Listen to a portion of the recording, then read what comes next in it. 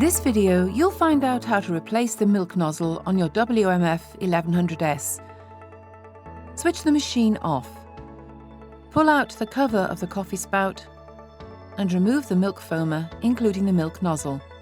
You can now remove the milk nozzle from the foamer and replace it with the new nozzle. Always ensure you are using the right milk nozzle for the milk foamer. For the best beverage quality, use the orange nozzle for chilled milk to maximum 10 degrees Celsius.